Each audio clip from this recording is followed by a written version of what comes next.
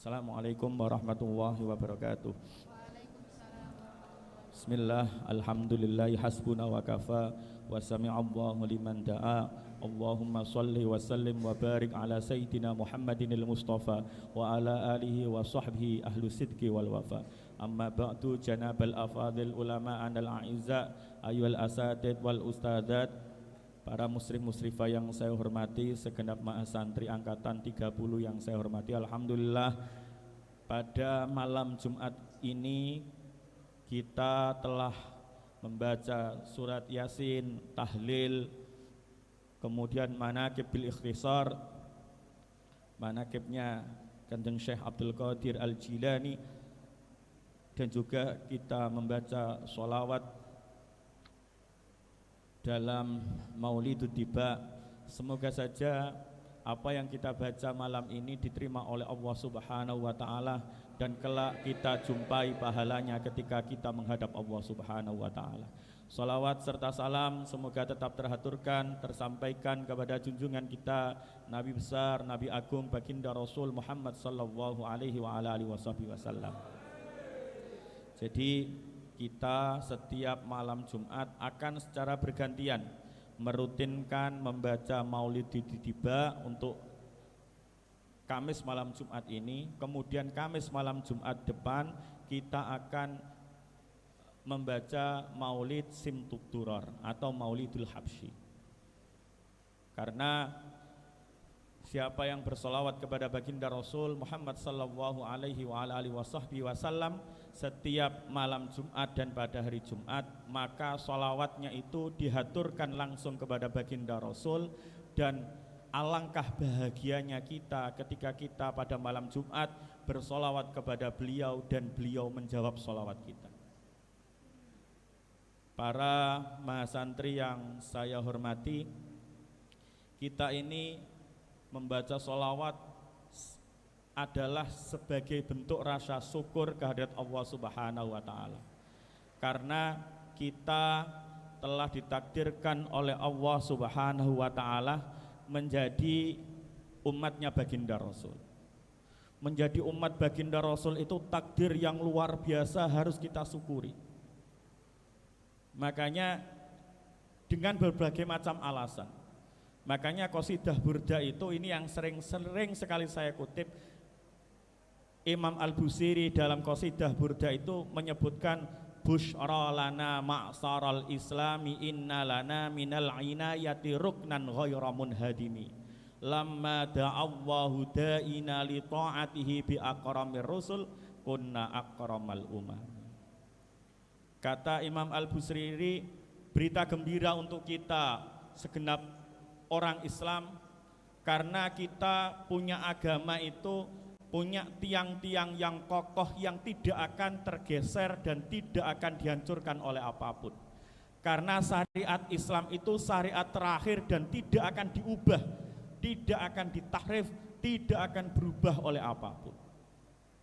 Itu yang pertama. Yang kedua, kita harus bersyukur, bergembira karena kita dijadikan iman.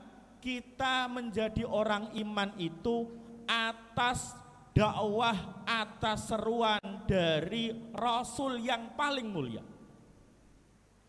Ada orang menjadi umatnya Nabiullah Musa alaihissalam beriman, tapi Nabiullah Musa tidaklah Rasul yang terbaik. Ada yang beriman kepada Nabiullah Isa, tapi dia menjadi orang beriman, tapi tidak beriman atas seruan Rasul yang terbaik. Lalu kita ditakdirkan oleh Allah menjadi orang yang beriman melalui tangan ajaran baginda Rasul yang merupakan Rasul terbaik. Apa manfaatnya? Manfaatnya walaupun kita kayak begini, kata Imam Al-Busiri, lamma da'allahu da'ina li ta'atihi bi akramir rusul. Ketika Allah menjadikan kita taat kepada Allah dengan jalan kita di atas seruan baginda Rasul, kunna akramal umam, maka secara otomatis kita yang kayak begini ini menjadi umat yang terbaik karena beriman melalui jalur Rasul yang terbaik. Makanya kalau kita bersolawat itu ya sebagai rasa syukur kita ditakdirkan oleh Allah menjadi umatnya beliau baginda Rasul Muhammad sallallahu alaihi wasallam. Jadi itu. Kenapa kok sampai disebutkan ruknan ghairu munhadimi? Kenapa tiangnya agama ini tidak akan tahrif, tidak akan berubah, tidak akan roboh? Karena ajaran Islam itu kuat. Kuatnya kenapa? Karena ajaran Islam itu dihaturkan, disampaikan kepada kita melalui rantai keilmuan yang selalu bersambung pada baginda Rasul. Maka inilah pentingnya ngaji, pentingnya talaki nang guru, moro nang guru, kemudian ngaji, bicara tentang Islam di hadapan guru, diawasi guru. Bukan belajar Islam yang semaunya sendiri berdasarkan akal-akalannya sendiri. Maka Imam Muslim dalam sahihnya itu sampai ngutip perkataannya Abdullah Al-Mubarak, al-isnadu minaddin, laulal isnad laqala man syaa bima syaa. Rantai keilmuan kepada kita yang kita belajar dari guru, gurunya belajar dari gurunya, dari gurunya, dari gurunya, nyampe kepada atba'ut tabi'in, nyampe kepada tabi'in, diajari langsung oleh para sahabat, dan para sahabat itu belajar langsung kepada Rasulullah. Itulah yang jaga agama ini tetap sahih.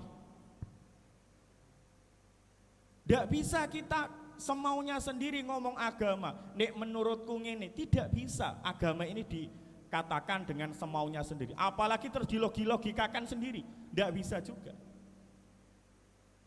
Maka dalam Sunan Abu Dawud itu Imam Ali mengatakan laukana ad-dinu bil akli lakana asfalal khufi aula bil masri min a'la. Seumpama agama ini kok menurut akal-akalannya manusia aja, pasti ajarannya begini, khuf, muza, sepatu yang dipakai ketika wudhu kemudian yang harusnya diusap, itu pasti sebelah bawahnya. Kenapa kok sebelah bawah? Karena yang dipakai jalan yang jelas kotor sebelah bawah. Tapi kenapa dalam fikih kita kalau ngusap muza, ngusap khuf itu yang sebelah atas?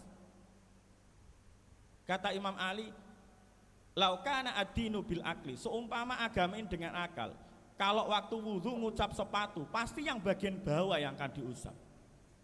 Kata Sayyidina Ali, padahal saya melihat sendiri Rasulullah itu ketika wudhu pakai sepatu, yang diusap adalah bagian atasnya.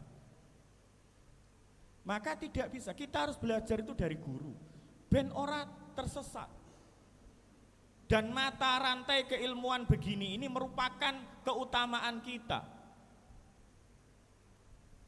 Makanya dalam kitab Fathul Mughis itu Imam Sakhawi mengatakan, innallaha aqrama hadil ummah wa syarafaha wa fadhalaha bil isnad. Allah itu memuliakan kita, menjadikan kita lebih daripada umat-umat yang lainnya, itu karena keilmuan kita yang nyambung pada baginda Rasul. Laisa li ahadim minal umam kulluha qadimuha wa hadisuha al isnad. Umat-umat dulu itu tidak pernah ada, baik yang dulu sekali maupun yang barusan saja, itu tidak ada yang punya sanad. Makanya jangan heran kalau kemudian tafsirnya Taurat, tafsirnya Zabur, tafsirnya Injil itu bisa diakal-akal, dilogikakan oleh siapapun. Dan kenapa tafsir Al-Quran itu selalu pakai sanad, selalu pakai ajaran guru, bahwa ini dulu turunnya begini.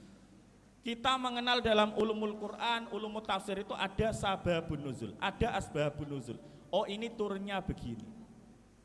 Makanya belajar ke guru, ngaji ke guru itu penting. Ojo agomo diakal-akal dewe. Makanya ada sampai cerita itu, Abuya Said Muhammad dalam kitab Zubdatul Itqan itu menceritakan begini. Ada orang namanya Utsman bin Mad'un. dan Amr bin Ma'ad itu keliru nafsiri ayat karena tidak melihat sababun nuzul. Dua orang itu menyatakan khomer, minuman keras itu mubah oleh. Kenapa? Asalkan orangnya itu orang beriman boleh. Kenapa? Karena nafsiri ayat laisa alal ladzina amanu wa amilus sholihati junahun fima ta'im. Bahwa kalau ada orang iman, amalnya soleh, takwa, iku gak ono dosane, masuk mangan opo gak ono dosane. Padahal ayat itu turunnya adalah ketika para sahabat mendengar turunnya pengharaman khomer. Khomer itu diharamkan. Lalu orang-orang tanya, ya Rasulullah, bagaimana dengan Ahlul Badar? Ahlul Badar itu sudah meninggal. Mereka sudah wafat semua, padahal di antara mereka ada yang tukang mabuk. Lalu bagaimana dengan mereka yang mabuk? Katanya itu rijsum min amali syaitan. Maka ayat ini turun, laisa 'alal ladzina amanu wa amilus sholihati junahun fima ta'im. Itu yang dimaksud dalam ayat ini itu adalah Ahlul Badar.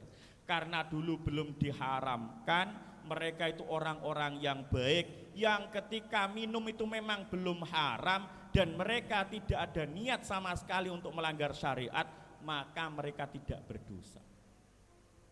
Lah, kalau hanya mengartikan ayat per ayat, kita memahami syariat hanya dengan logika sendiri, itu pasti nanti jadinya sesat. Ya kayak yang pertama, yang ini tadi salah nafsirkan. Ada yang lain yang seperti orang Khawarij yang dia mau nafsirkannya semaunya sendiri, maka semuanya dikafirkan, semua dibid'ahkan, semua diharamkan. Musuh yang orang yang tidak sepakat dengan dia dianggap musuh walaupun beriman. Akidah kita juga harus belajar ke guru. Wong orang Ahlus Sunnah wal Jamaah itu walaupun baca dibak, di dibaknya disebutkan yanzilu minas samai, yanzilu ila samai dunya wa yunadi hal min mustaghfirin hal min taib. Dibaca kayak gitu. Tapi ahli sunnah wal jamaah tidak ada satupun ulama ahli sunnah wal jamaah yang mengatakan Allah itu mudun nang langit koyok dewek mudun. Tidak ada yang mengatakan seperti itu. Karena mereka tahu Allah tidak mungkin mudun nanggon, karena kalau mudun nang suatu tempat dia butuh tempat. Sedangkan Allah itu tidak mungkin butuh tempat. Lah itu butuhnya ngaji ke guru supaya nggak jadi radikal, supaya nggak salah nafsiri, supaya nggak salah memahami agama. Pentingnya talaki ngaji nuk garepe guru. Makanya sampai Kanjeng Nabi iku dawuh man qala fil Quran bi ghairi ilmin falyatabawwa maq'adahu minan nar. Ada yang kalimatnya begini, man qala fil Quran bi ghairi ilmin fa asaba wa qad akhta'a.